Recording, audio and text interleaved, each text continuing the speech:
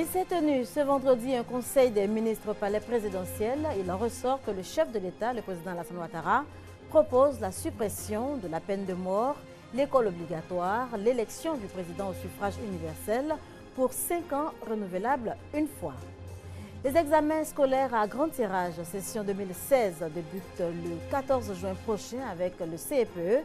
Cette année, ce sont plus d'1 million de candidats qui affronteront les examens du CEPE, du BEPC et du baccalauréat.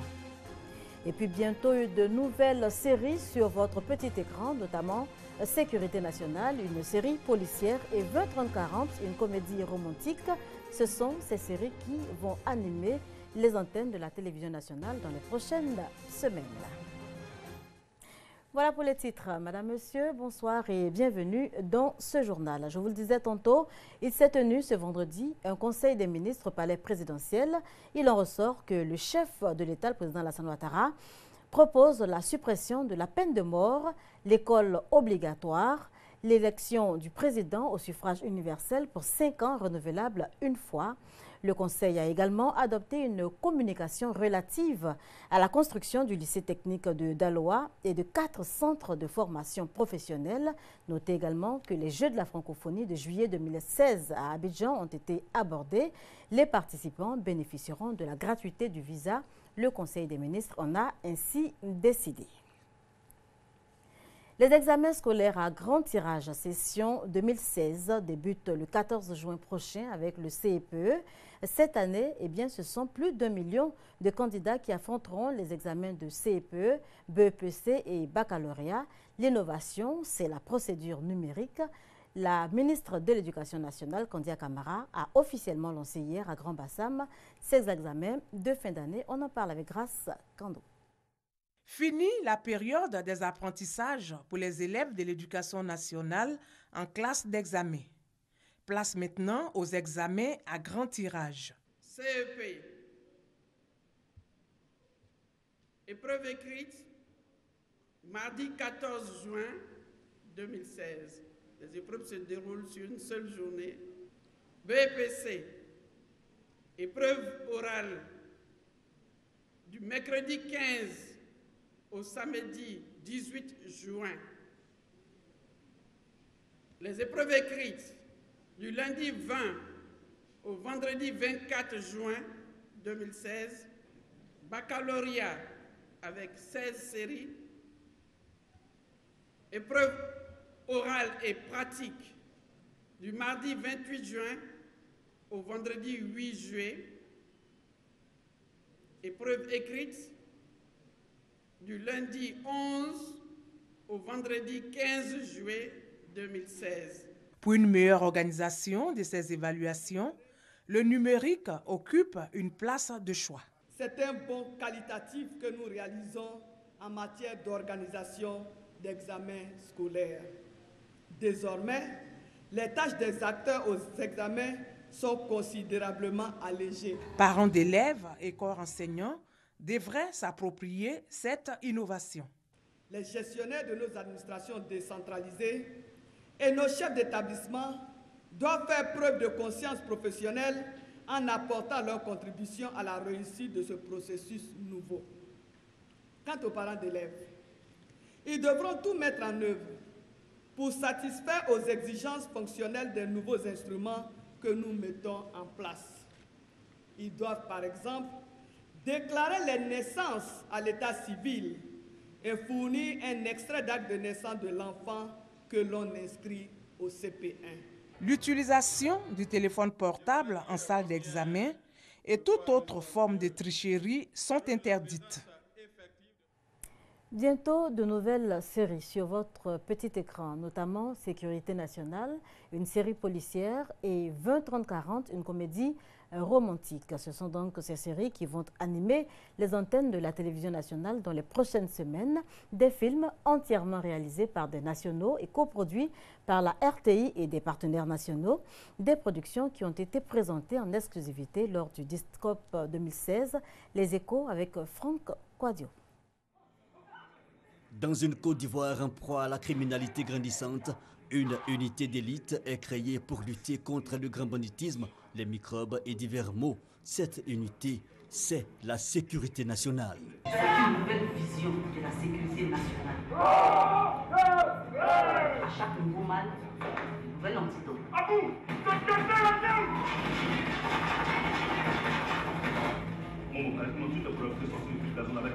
Un tournage sur plusieurs mois et le résultat, 26 épisodes de 26 minutes bientôt disponibles sur les antennes de la RTI. Le réalisateur Andy Melo était jeune ivoirien. L'idée est partie d'abord de ce qu'on voulait nous apporter nos solutions en tant que jeunes à la sécurité de notre pays.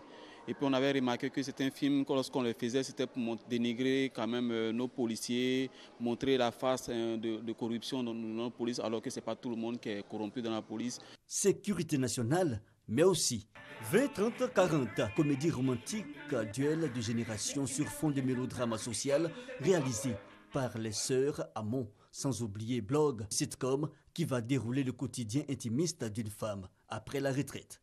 3 séries, ce sont le fruit d'un partenariat tissé entre la RTI et les producteurs locaux. En 2017, les téléspectateurs pourront voir tous ces nouveaux programmes sur la RTI, à l'exception de National Security qui démarre fin juin. Tout un programme bientôt disponible, apprécié déjà par les spectateurs privilégiés après les premières images au cours du Discope, mais surtout un défi quant à relever la RTI à l'approche des vacances scolaires avec de nouveaux programmes et le relooking d'anciens tels Baby Dance Battle sur RTI 2. On évoque à présent cet atelier sur le changement climatique initié par le ministère de l'Environnement et du Développement durable.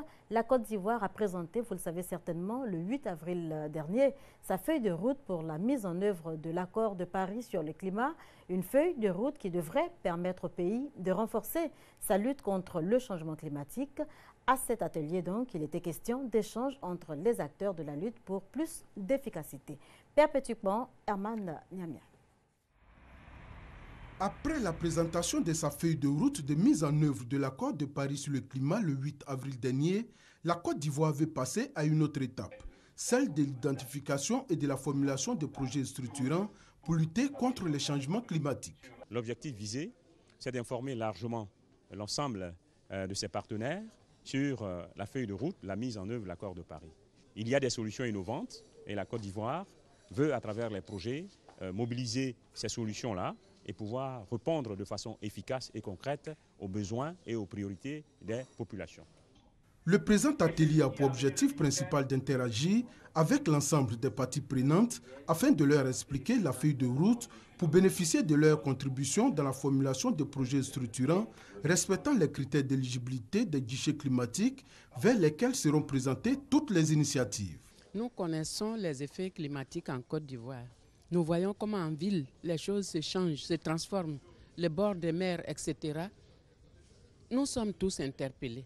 Nous engageons à aider le ministère et l'État de Côte d'Ivoire à sensibiliser les Ivoiriens, à engager tout le monde dans la transition énergétique. Il s'agit concrètement de faire des économies d'énergie, d'optimiser nos systèmes de production et d'être de plus en plus tournés vers les énergies renouvelables. La lutte contre le réchauffement climatique ne doit pas être la seule initiative des gouvernements, mais de l'ensemble de la population, a indiqué le directeur général de l'environnement. C'est pourquoi il invite les populations à poser des actes qui peuvent concourir à la protection de l'environnement. Le jeune musulman avance à grands pas une action sanitaire pour donc permettre aux fidèles musulmans d'être dans de bonnes dispositions et aborder sereinement le mois du Ramadan. L'amicale des anciens de l'AEMC et l'ONG Islam Action Sanitaire ont organisé une campagne de dépistage gratuit du diabète donc et de l'hypertension artérielle, c'est au profit des concernés et c'est dans la région du Gbeke. Djeneba Ouattara, Charles Tatou. Dépistage gratuit du diabète et de l'hypertension artérielle au profit des fidèles musulmans à Bouaké. L'initiative est de l'amicale des anciens de l'association des élèves et étudiants musulmans de Côte d'Ivoire, section de Bouaké et de l'ONG Islam Action Sanitaire. Ces deux structures musulmanes font la promotion de l'islam. L'action s'inscrit dans le cadre de la 4e édition de la caravane médico-sociale à leur actif chaque année à la veille du mois de Carême. L'amicale des anciens de l'AEMC et l'ONG ISLAS bénéficient de la collaboration du centre hospitalier universitaire de Bouaké. Leur activité permet aux fidèles de connaître leur état de santé en vue de passer un bon mois de carême. Pendant Ramadan, la consommation du sucre est excessive, la consommation du salé gras est excessive. Donc il est mieux de pouvoir orienter la population, surtout les musulmans, à avoir une bonne pratique alimentaire durant ce mois béni du Ramadan. Environ 1000 fidèles ont pris part à cette caravane de 2 jours à la mosquée As-Zakafat du quartier Zone. Les responsables sanitaires exhortent la communauté musulmane à limiter la consommation excessive du sucre et du gras afin d'éviter ces maladies tueuses silencieuses. Les données nationales de prévalence indiquent les taux de 5,7% pour le diabète et 15% pour l'hypertension artérielle. Et vous le verrez en images, Ramadan 2016, les préparatifs vont également bon train pour la communauté musulmane de Boundiali. Nous sommes à plus de 700 km d'Abidjan, au nord de la Côte d'Ivoire. Les fidèles musulmans de cette localité ont vu récemment leur mosquée réhabilitée par les fils et filles de la région. Les travaux ont coûté plus de 30 millions de francs CFA. On parle sport à présent, CAN 2017, éliminatoire donc CAN 2017. Les éléphants de Côte d'Ivoire seront opposés demain, samedi 4 juin, aux Panthères du Gabon, au stade de la Paix, à Bouaké. L'équipe gabonaise en provenance de Libreville est arrivée dans la capitale de la région de Bouaké. Les Panthères, pour cette rencontre, n'entendent rien lâcher. Ils devront donc s'armer de courage devant des éléphants gonflés à bloc. En images également, ces images impressionnantes en France, la Seine a atteint, suite aux pluies exceptionnelles de ces derniers jours, les 6 mètres symboliques. Les inondations ont fait de nombreux dégâts matériels, mais également économiques. Musées et autres lieux touristiques fermés, agriculture et transport perturbés. Les assureurs estiment déjà les pertes à plus de 600 000 €, soit environ 400 millions de francs CFA. Un petit tour à présent pour terminer dans la ville de Alep, la ville syrienne dévastée par des années de guerre. Les habitants sont à découvert et les vitres et les portes de les vitres et les vitres des portes et des fenêtres de leurs habitations sont parties en éclats. Suite donc au bombardement régulier, les populations impuissantes optent donc pour des solutions toutes simples. Regardez. Alep, brisée par des années de conflits. Sur la plupart des immeubles, les fenêtres ont été remplacées par des bâches. Depuis 2012, cette ville du nord de la Syrie est divisée entre bastions rebelles et pro-régime. Mais les pluies d'obus ne font pas de distinction. Dans le quartier Al-Midan, contrôlé par le régime, de nombreux habitants n'essaient même plus de réparer les dégâts. Chaque mois, nous sommes bombardés et nos vitres volent en éclats. Nous les avons remplacées 1, 2, 3 fois. Mais c'était toujours la même chose. Maintenant, je ne mets rien du tout. La plupart des gens se sont résolus à fixer des toiles en plastique à leurs fenêtres. Un défi de plus pour les vitriers d'Alep. Nous ne recevons plus de marchandises car il y a trop de bombardements sur les routes. Quand ma marchandise a été cassée ici, je n'ai pas pu la remplacer. De l'autre côté, dans les zones tenues par les rebelles, on trouve les mêmes immeubles éventrés. Et les habitants utilisent les mêmes solutions de fortune, le plastique. Un avion a frappé près d'ici et ça a brisé la vitrine. J'ai dû installer du plastique. D'abord parce que c'est moins cher, le verre est très cher. Et aussi parce qu'il y a beaucoup de frappes ici. À tout moment, un avion peut frapper et casser ma vitrine à nouveau. Depuis le début du conflit, le prix du verre a augmenté de 800%. Et 1 mètre de plastique coûte seulement 500 livres syriennes, 6 fois moins que le verre. Mais renoncer au verre présente d'autres soucis. Le plastique ne protège pas de la chaleur, de la pluie ou du bruit. J'ai l'impression d'habiter dans la rue.